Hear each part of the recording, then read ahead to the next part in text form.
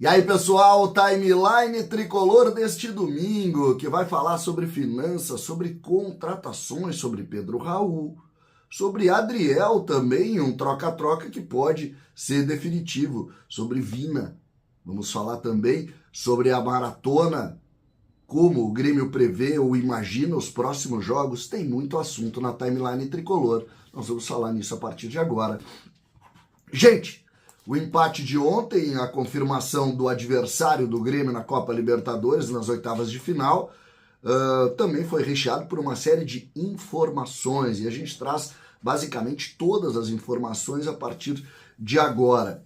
O Grêmio está na chave de cima da Libertadores pegando o Fluminense. Se vencer, pega Atlético ou São Lourenço. E na chave de baixo tem River Plate, Tajeres, Júnior de Barranquilla e Colo-Colo. Com isso, o Grêmio foge inicialmente dos enfrentamentos contra o São Paulo, o Palmeiras e também o Flamengo. E isso é muito interessante para o Grêmio, muito interessante para o Grêmio, mas tem carne de pescoço aí, que é o Fluminense, um adversário sempre muito complicado, o atual campeão da América.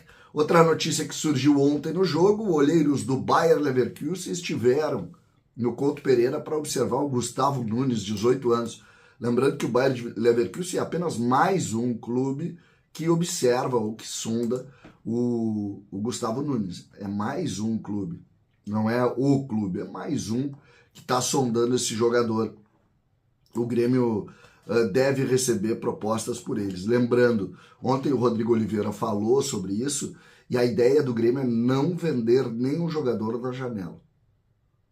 Talvez jogadores que não tenham tanto protagonismo, mas os grandes nomes, a ideia do Grêmio original é não vender. Vamos torcer que o Grêmio consiga fazer isso. A ideia é não vender, o que a gente valoriza muito aí. Gustavo Nunes, que deve ser o mais assediado, junto com ele o Nathan Fernandes e por aí afora.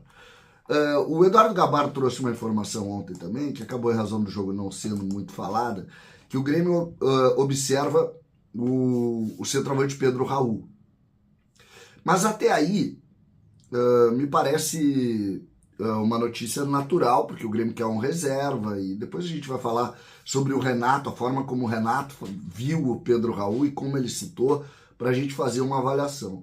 Mas o Grêmio estaria oferecendo o goleiro Adriel, ou, não é que o Grêmio estaria oferecendo, talvez surgisse um negócio de troca-troca com o goleiro Adriel.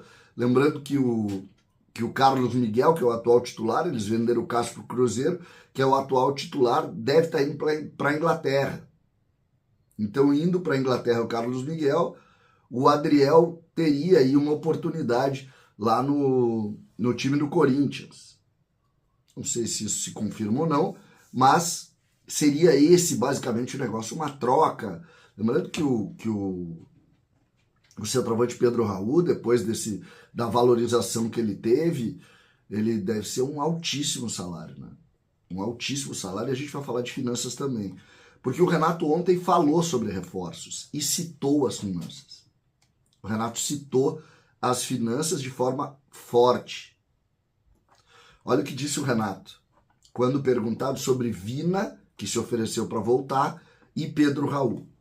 Não vou falar de contratações em um momento como esse. Isso falo com o meu presidente, vice, é papo de quatro paredes. Não vou falar nem sim nem não para esses dois jogadores. Isso, conhecendo o Renato, é um indicativo de que esses nomes estão na pauta, tá?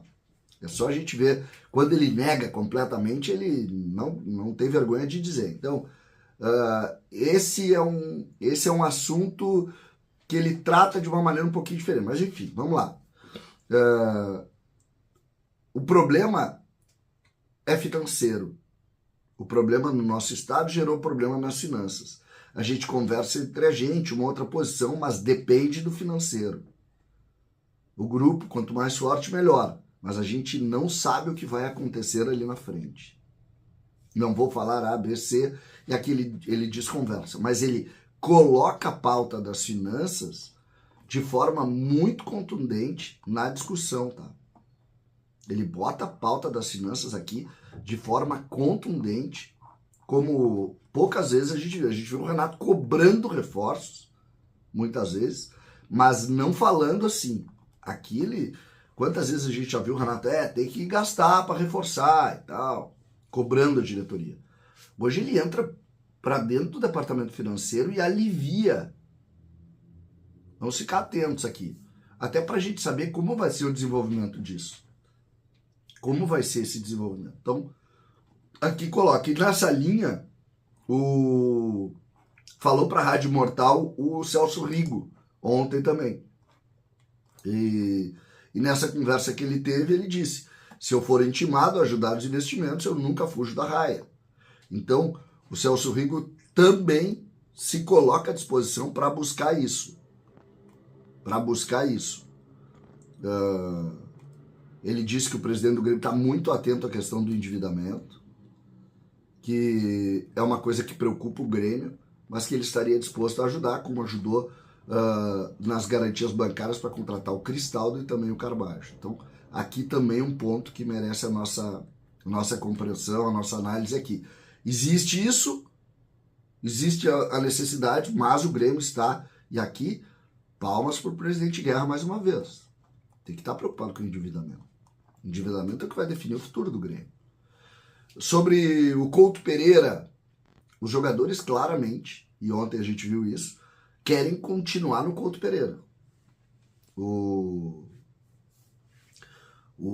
Reinaldo, por exemplo, que é um dos líderes do grupo, chegou a citar, está sendo a nossa casa, valorizando muito a postura do torcedor e a postura de como o estádio tem se colocado. Lembrando que o Grêmio fez 3 partidas do Couto Pereira, fez uma vitória importante, fez esse empate e perdeu para o Bragantino. Né? O Grêmio não tem um percentual tão forte assim lá. Né?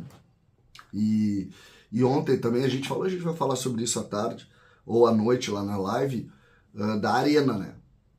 Da Arena. Porque o gramado não começou a ser arrumado, né? Não começou a ser arrumado. Então, nós temos sérios problemas na Arena, diferente do que se imaginou, né?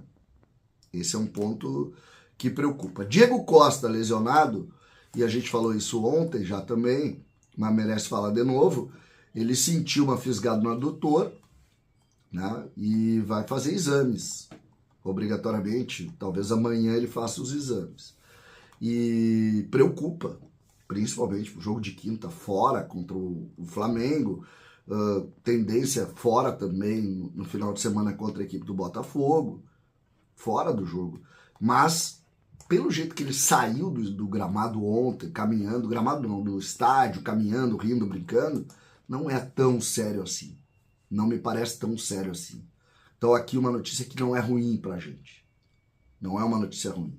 Então aqui me parece que é um problema, que deve ter alguma lesão, mas não é aquelas lesões de altíssimo, pelo menos a maneira como ele saiu, se é que a gente tem algum feeling nisso. Eu acho que deve ser alguma lesão, vai parar por algum tempo, mas não vai ficar tanto tempo assim parado lá. Não vai ser isso que vai definir, entendeu? Então, não me parece que seja